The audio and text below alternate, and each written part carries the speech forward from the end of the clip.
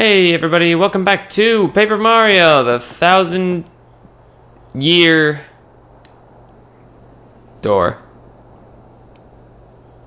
That's this game. In the last episode, we got here to Picnic Road, I think it was, or what is this area called again? It's gotta go Picnic Road, that's it. Okay, yeah. Yeah, we got here to Picnic Road, and we have 2 places to go. We can go up to where the streamer is, but there's also these guys who I want to hit with a hammer. Oh wow, they take a while to... but yeah, they want their, shell stones. Now, I don't know if they don't seem like they're hidden around here. I couldn't find them. I looked around. So I'm guessing that maybe you find them around the world, and then you bring them back here? That's my only assumption. If I'm making a grave mistake, please correct me. There was this... Did I come out of this pipe at any point? I don't think so, but I don't know how to get there. I also don't know how to get this, Wait, maybe if it gets close enough. Oh, wait.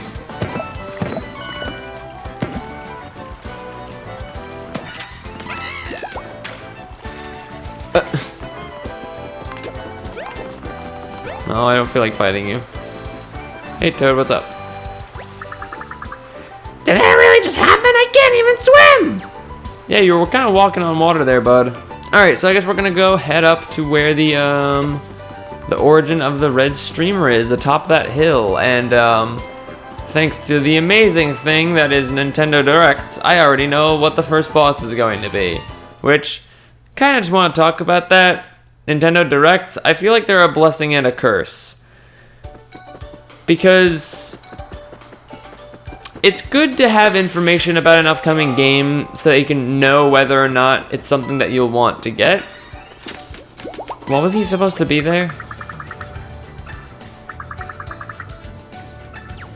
Okay, I don't know what that toad was supposed to look like.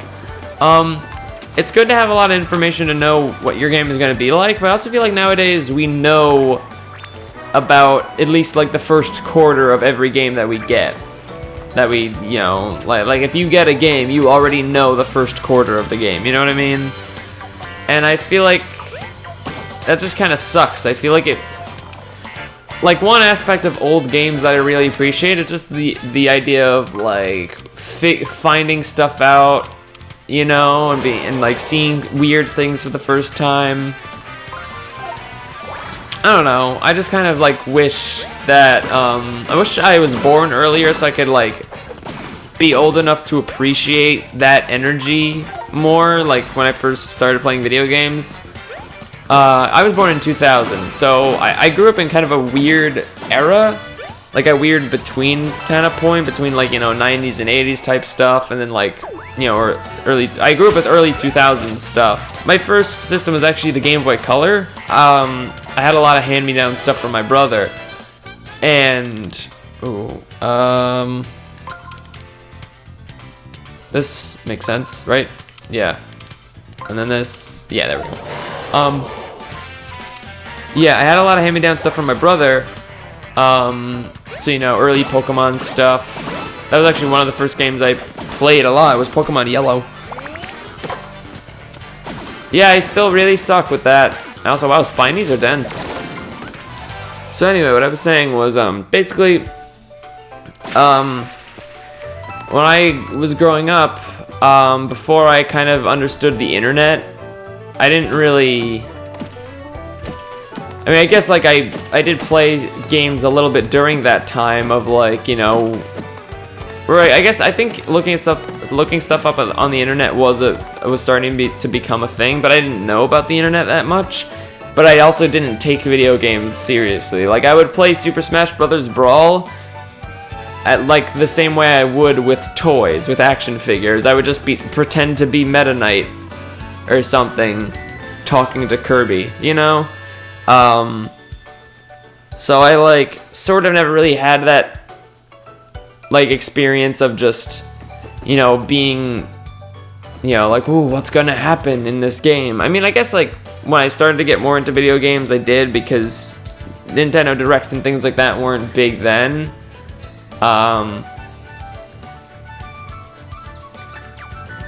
Okay.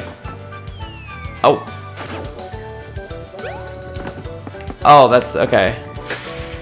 Couldn't really see that. But yeah, so my point is, just the feeling of going into a game completely blind is something that I kind of miss. And while it is technically better that we, you know, get a lot of information nowadays on what our games are so that we don't buy a game that we don't, you know, we know that we're gonna like it, that's important and good. But it still makes me sad. Listen, do you hear that? It's the river going splish splash. Ah, what a relaxing sound. What a copyrighted sound. Oh, listen closer. You can even hear the fishies jumping. I thought a big Cheep was just gonna jump onto us.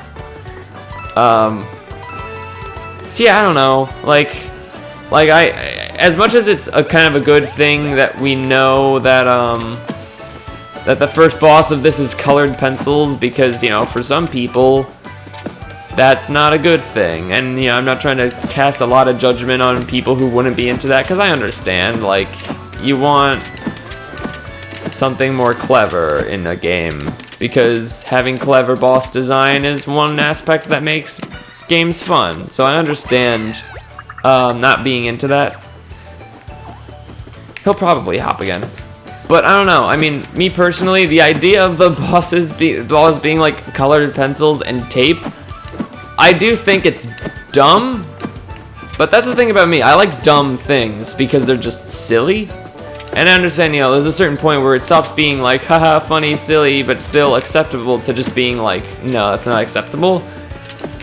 I'd say, I mean, I don't know. I guess depending on how the bosses are written and how it plays out will play into how much I like it. But from what I understand, it's just kind of like on that threshold. Like if it were a smidgen less creative, then I would be like, this is ridiculous. This is dumb. I hate this. But I honestly just kind of think it's funny. I mean, maybe I'm just in denial because I want this game to be good. But my point is, most people who play this, or at least most people who play this and are actually, you know, interested in playing it and are passionate about the Paper Mario series, know what's coming. And, like, I'm just trying to think about just, like, playing this, oh yeah, it's a fun Paper Mario game. And then you get to the first boss, and it's a big thing of colored pencils, and you're like, what the shit? Oh, fuck. Whoops. Well.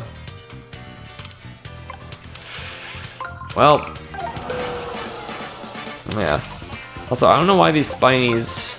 Well, I know that they're on their backs so that you can jump on them, but I don't know why they just spawned like that.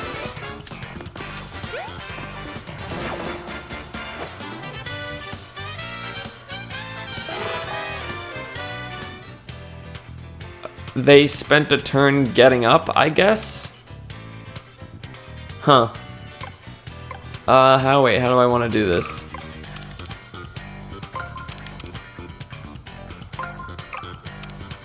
Oh, wait, god damn it, I'm brain farting. I'm stupid and bad.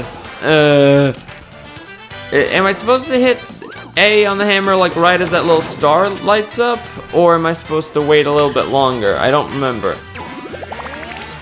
Oh, there it is. Okay, I've been pressing it earlier than I realized I should this whole time. Alrighty, there we go. So yeah, and I feel that way about a lot of games these days. Whoa, a paragoomba!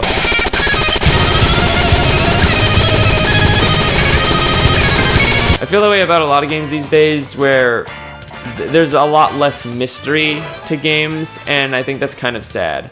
I like the mystery, you know? I mean, it's not like it doesn't exist anymore. Like, there are plenty of games where, like, you won't know much about it, and there are ways to keep yourself from knowing much about it. But in terms of, like, you know, this game, like, we know plenty about it. I mean, I guess, then again, we don't know, like, a lot of... We just know, like, the important things, like how the battles work and the boss design, but, like... They didn't really talk much about the plot, although I guess they made it kind of clear what energy they're going for with the plot, with that thing with Peach. So yeah, I don't know. I just missed that energy of going into a game and not really knowing much about it. But at the same time, the fact that, you know, games are expensive means that you kind of need to know what you're getting into when it comes to a game. At least like a AAA game, like, you know, $60 Nintendo games. Step right up, calling all saving seekers, coupon clippers, and thrifty types alike. You, sir, with the mustache, fancy a fair deal? I'll get right down to it.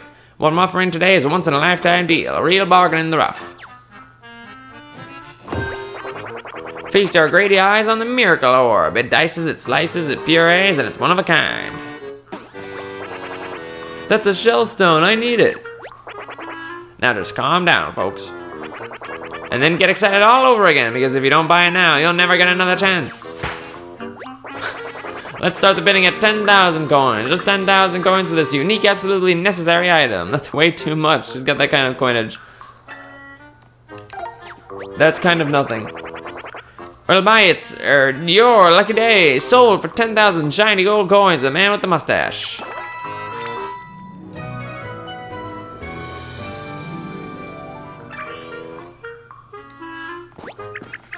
Mario just found the first of the Earth's elemental shell stones.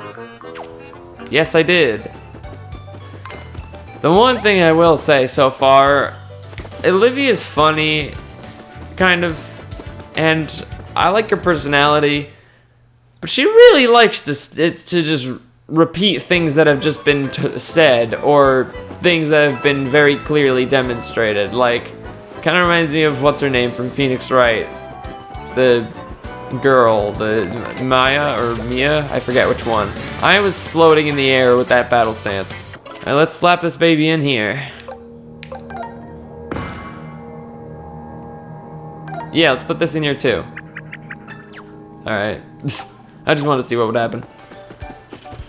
Alrighty, we're back here at Overlook Mountain. What's over here?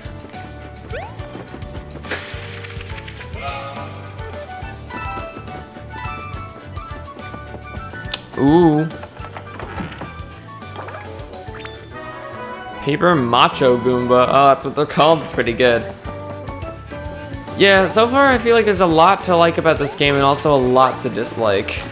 Like, you know, the lack of the way it kind of handholds you and the lack of EXP, but also the visuals, the writing, and the soundtrack, and the battle style are all very nice. Say that's a shiny looking pipe and such a nice shaded red. Didn't we hear something about shortcut pipes that lead to Town? Maybe this is it. Ooh.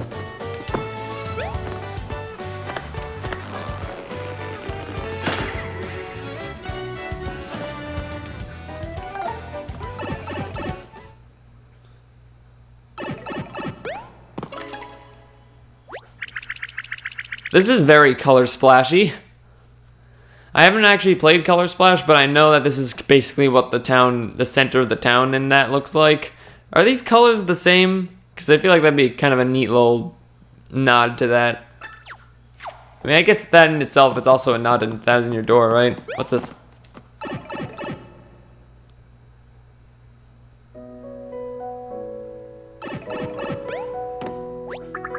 Ah, Mario, welcome. This is your first visit to me. The museum. Okay.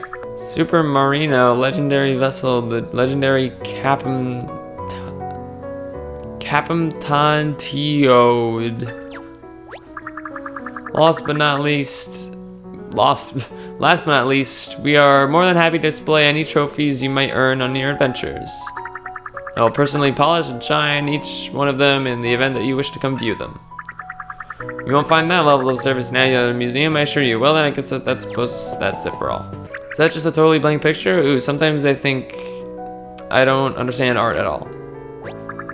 Oh, I'm sorry, you must be thinking of our White Rabbits and Snowfall collection. That's just a frame.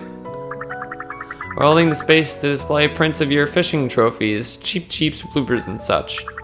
By all means, catch the largest specimens you can and we will commemorate them here. Speaking of large specimens, a colleague once told me there are monster fish lurking in our local waters, believe it or not. If you somehow were able to procure one of these specimens, I would be thrilled to display it as always. Animal Crossing. Got an art gallery. Origami Toad Gallery. Treasure gallery.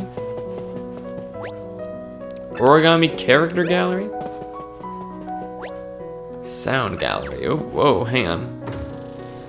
I remember Sticker Star had a museum, but I think it was just for stickers and things, right? Oh, okay. So, in order to unlock the ability to listen to the tracks for each area, you have to fill in all the holes with confetti. That's kind of a neat little thing to encourage you to do that. Wait. Yes! Hell yeah! That's great. I love that. My favorite part of that song is just the ah! Sorry. And of course you can have it play and then leave. I was hoping they would play it throughout the entire museum. Because then what's the point of it having it be able to play but just in that room, you know? Goombas transformed into origami. All of that folding has added some bulk, but really they're just as weak as ever. I like that. Especially because like I'm pretty sure all of these origami like enemies and characters you can make. Like if there doesn't already exist a website where it has like how to make all of these things, I'm gonna be shocked because that's something that Nintendo would do, you know? Like they did that stuff. I think for Yoshi's Woolly World, all the staff actually like made the wool characters out of yarn and wool to actually like get an understanding of how they look in game, which is pretty cool. Alright, I'm not gonna go through everything that's in here right now just because, you know. I just had a thought. Do you remember rescuing a toad who said something about a battle lab? I don't know where it is, but maybe we should try to find it. I wonder if it's right next door. Oh, woo, it's you. Remember me? I'm the battle lab toad you rescued a while ago. As I admit, it makes me a battle lab in a way. I mean, if I had been a Labrador, which I wasn't. I'm kind of better at training than talking. Why don't I come by and I'll show you? Well, this certainly is a battle lab. Time to fight things. Ah! Alright, no. Alright, this seems a little shady. Yes, you came. Welcome to the battle lab. Now that we're under threat from those folded freaks, my setup may be of some use to you. You'll find the absolute latest technology, precisely engineered to develop your fighting skills. No towel service, though. Oh, but I told you about the membership drive, right? Here's your free gift. Oh, nice. And wow, it is sparkly. Is it folded out of, like, sparkle paper? Because it kind of looks like it's made out of a gemstone. You know how to use that thing, right? Just keep it on you, and if things get rough, I'll give you a second chance. Oh, yeah, I just remembered something. Some comments told me that when they were telling me, oh, press the D-pad to do this, they meant the plus on the controller. I am a fool and an idiot. But, you know, that's information that I already knew, so it's fine. 10 problems to solve per level. Speed rings, yeah. Get 100 seconds to clear as many lineups as you can. Toads.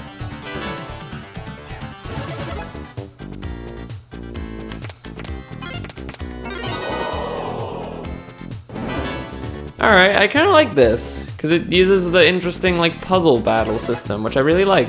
The one thing that does suck about the battle system, though, is the fact of, like when you're highlighting the ring closest to you, and you want to move to the outer ones, you'll hit, like, up, or you'll hit up, down, left, or right, it doesn't matter, it'll move your selection to the next ring away from you. But you can't go back, you have to go all the way. And turning them also seems to be a little weird sometimes. Well, thank you. I don't really think I'm gonna come back here much, except maybe for that training thing, because I honestly just kind of like it, and I kind of actually do want to play it and get a good score on it, because I like the battle system a lot in this.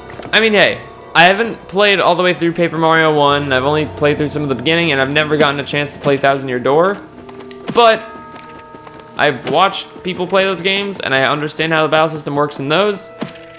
And then I have also watched Color Splash, but I think most people agree that it's not good, at least in terms of the battle. I kind of want to say that I like the battle system in this game more than any of the other Paper Mario games. I really like how it's handled. I mean, you could say like, oh, well, it's too easy, but, you know, then that's just a difficulty thing, not a thing about the battle system itself. The system in this is really cool. I really, really, really enjoy it. I think it's like my favorite like system for an RPG like this, like a turn-based RPG. Well, with all that out of the way, we didn't actually make that much progress at all, but we did a lot of things in this episode. Or at least I talked my ass off. But in the next episode, we're going to continue through Overlook Mountain. Doesn't actually seem like there's a lot left, but we'll see. So, thank you for watching. I hope you've enjoyed, and I'll see you in the next one. Bye-bye. Thank you to Reneth for being a $10 patron. Your support means the world to me. Thank you.